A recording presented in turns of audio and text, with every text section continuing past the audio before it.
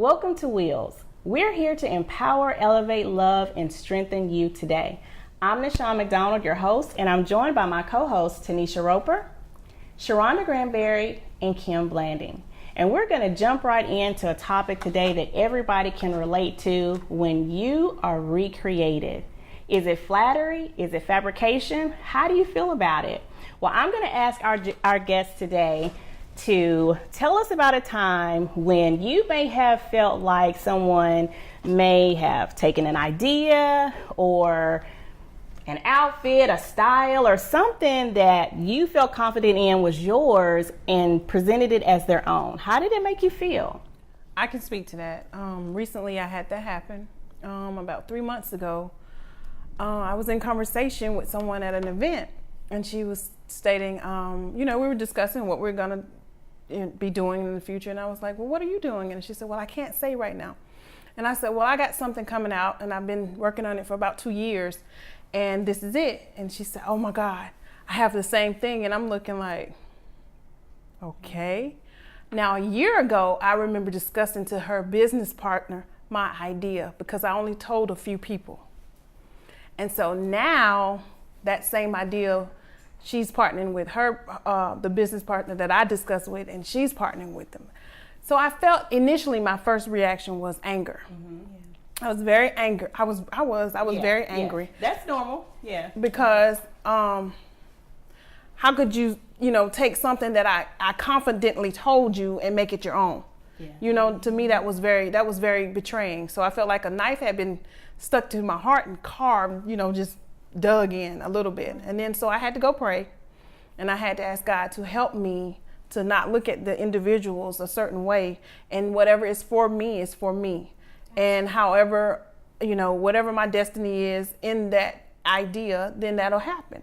And so I'm still working it, and I'm asking God this year to make it come to pass, the manifestation will come to pass. So, well, I think as creative people, so all of us have had that happen to us at some point, right? I mean, as an author, as another author here, but even as an organizer, have you seen your things in places and you become surprised, or like Sharonda, hear somebody say something that was your, original idea? How did it make you feel? Well, for me, I don't think it's as blatant as what Sharonda is describing. So it was more or less, you kind of imagine that it's not intentional. Mm-hmm. Just like you said, imitation and flattery. It's not intentional. Sometimes people actually do think, they don't know where they got it from. Yeah. But in that instance, it was a little bit more deliberate. So I kind of think about DNA. Everything that we put into something has our DNA in it. So it has our mark on it. Yeah. And I don't think anybody can totally recreate anything except that, like you said, what's for me is for me. So I never really consider it, that kind of like stealing something from me to where it feels like a knife and that kind of betrayal. I never felt it like that.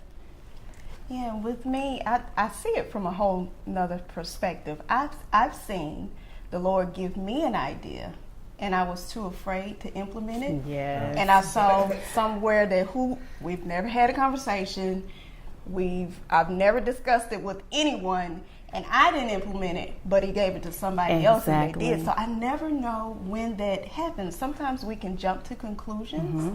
And it's not even that, That is so good, Tanisha, because I do feel like the Lord, if it's something to come to pass, if you don't do it, He has somebody in place that will do it. Right. So it's almost like us being obedient in an area when you even if we feel kind of unprepared or ill-equipped, like, Lord, okay, are you sure this is what you're telling me to do, or is this sure? And we can sit on it sometimes, and then we see it. I know that's happened to me, especially with the Your Heart's Desire organization. But Sharonda, I do want to ask you this, and going back to that situation, like, how did you present it to this person where and let them know how, or what you've done is wrong? Well, in that moment, because I'm a very, right now, we're going to discuss this type of person. Yes. Well, because I don't like laying my head down with, a whole bunch of things on my mind, because they build up and then I get frustrated and more frustration comes, and I just don't like that. So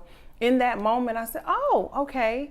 I remember discussing this with such and such. And such and such was there at that time. And I said, come here. And I said, do you not remember discussing this with me about a year ago? She was like, oh, no, I don't remember.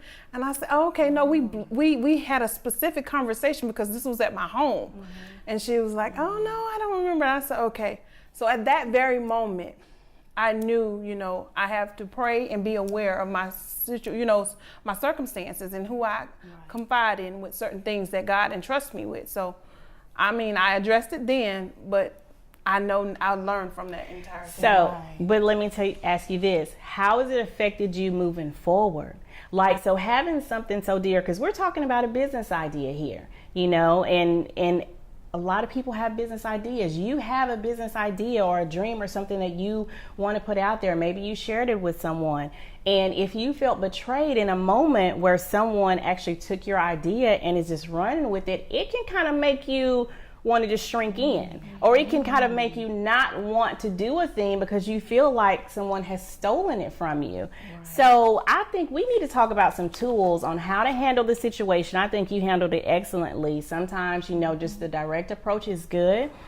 And then sometimes you may have to sit back and pray, pause for a moment. You may have to pray. So when we come back, we're going to talk to you about some tools on how to handle when you feel violated in a creative area in your life.